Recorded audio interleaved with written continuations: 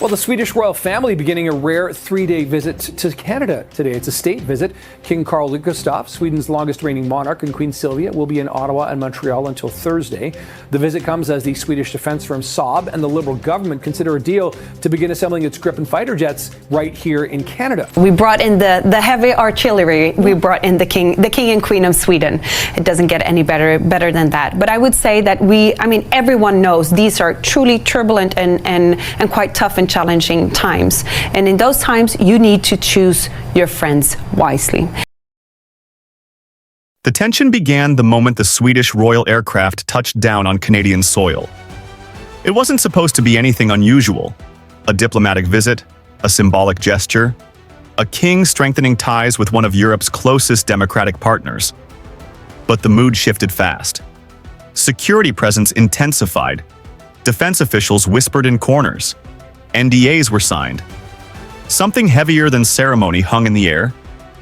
Within hours of King Carl XVI Gustaf's arrival, the quiet hum of diplomacy erupted into a storm that would sweep through Ottawa, Washington, and every strategic command room across North America.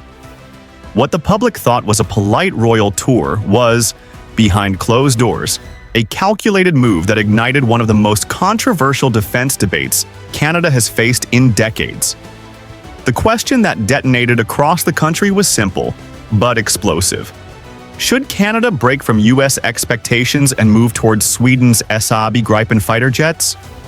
No one saw it coming. Not this fast. Not this boldly. For years, Canada's next-generation fighter decision was treated like a slow-moving saga.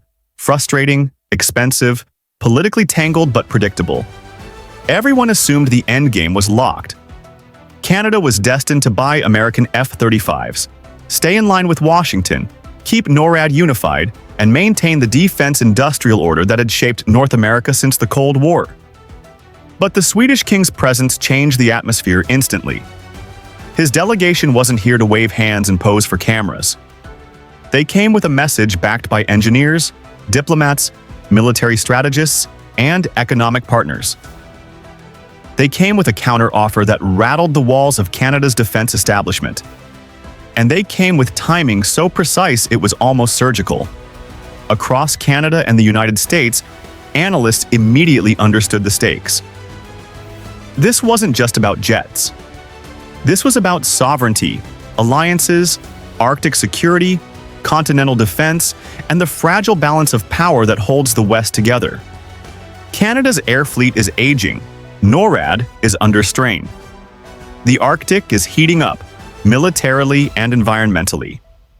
And the United States has always counted on Canada to stand shoulder to shoulder, flying equipment that merges seamlessly with American systems. The idea that Canada could pivot, even slightly, toward a non-US fighter didn't just surprise Washington, it jolted them. And that's where the story becomes bigger than diplomacy. Bigger than a royal handshake, bigger than a procurement program.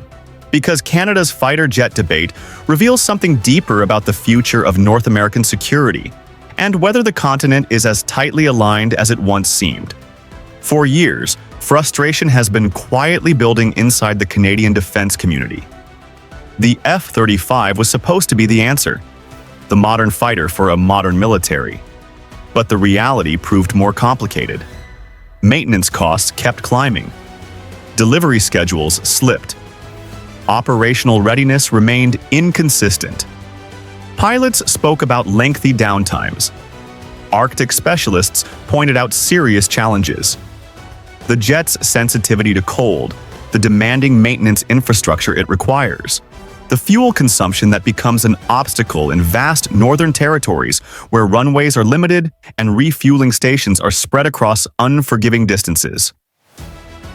Behind closed doors, Canadian leaders began expressing hesitation. Ottawa wanted capability, but it also wanted sovereignty, affordability, and reliability in the harshest climate on Earth. Meanwhile, Sweden was watching, patient, calculating, waiting for the right moment to step back into the conversation that Canada once closed. The Gripen had been dismissed before, not because of performance, but because the political winds favored American hardware. But the world changed. Costs changed. threats changed. And now, with Arctic tensions rising, Sweden positioned the Gripen not just as a plane, but as a lifeline to a different kind of future for Canada. The pitch, delivered during the King's visit, wasn't subtle. It was strategic. It was emotional. And it hit every vulnerability Canada has been trying to hide. First came the economic argument. The Gripen costs dramatically less to buy, less to fly, and less to maintain. For a country often criticized for underfunding its military, affordability matters. But so does independence. Where American systems come with strict export controls, operational restrictions, and strings that can stretch decades, Sweden offered a partnership. Technology transfer, Canadian jobs, local assembly, a voice in the development cycle, not just a seat at the back of the room. Then came the operational argument. The Gripen was built for the cold. It was engineered to take off from short, icy roads in remote regions. It can be repaired on the ground by a small team in minutes, not hours. It doesn't need massive hangars or complex logistical networks. For Arctic patrol missions, Canada's most neglected responsibility, the Gripen looked less like a competitor and more like the jet that understands the terrain better than any other. And then came the geopolitical punch. Sweden framed the deal not as a purchase, but as a partnership between northern democracies facing the same rising threats. Russian bombers probing airspace, Chinese vessels pushing into the polar routes, cyber attacks targeting critical systems, and a new era of geopolitical tension where the Arctic is no longer frozen, quiet, or distant. The King's presence was symbolic, but it carried weight. When a monarch stands at the front of a defense delegation, it signals more than commerce. It signals national intent. And that intent shook Washington. Inside the Pentagon, the reaction wasn't loud, but it was intense. Analysts began asking uncomfortable questions. Why is Canada hesitating? What does Sweden know? Is the F-35 program losing influence? Could this set a precedent for other allies frustrated with U.S. defense systems? In North America, where interoperability has been the sacred foundation of continental defense, the slightest deviation creates uncertainty. And uncertainty is the one thing NORAD cannot afford. What made the situation even more uncomfortable for the United States was timing. Just as Russian military aircraft increased flights over the Arctic, just as China began testing its presence in northern waters, just as NATO emphasized shared air dominance, Canada's internal debate went public. A nation long criticized for military underinvestment was suddenly at the center of a strategic tug-of-war between the world's largest defense contractor and one of Europe's most innovative military manufacturers. But this wasn't only about jets or alliances. It was about identity.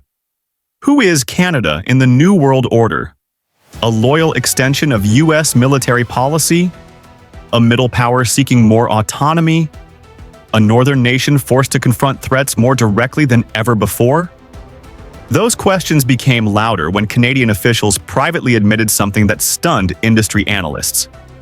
The F-35 program was draining budgets fast.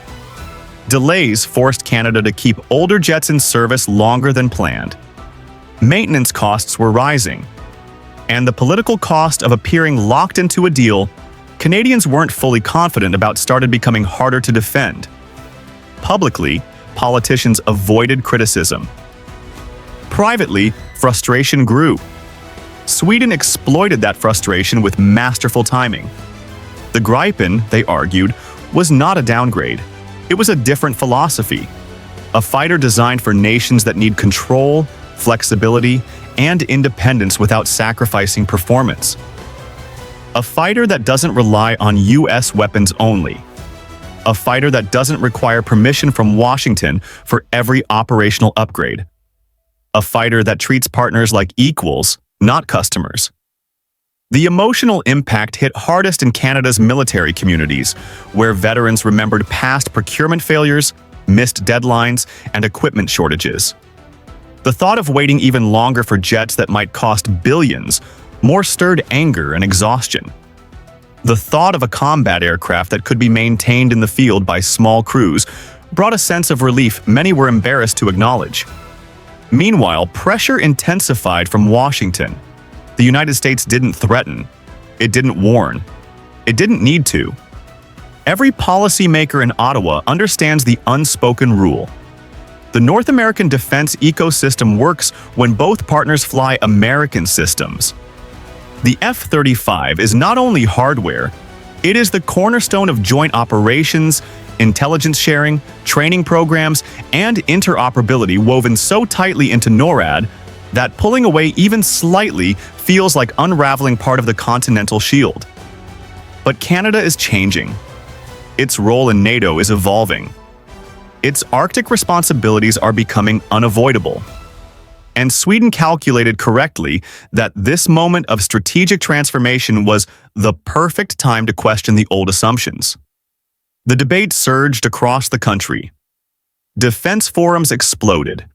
Experts warned of ripple effects. Economists pointed to the industrial promise of domestic manufacturing. Indigenous leaders highlighted the need for faster Arctic surveillance. Military officials confessed their fear of being locked into a jet they couldn't maintain quickly in emergencies. And through it all, the King's visit hung like a symbol over the conversation. Diplomatic, polite, yet unmistakably bold. The world is shifting, the Arctic is waking, and Canada stands at a crossroads with every ally watching. Whatever choice comes next will echo far beyond politics or procurement. It will define Canada's future in the sky and the balance of power across North America.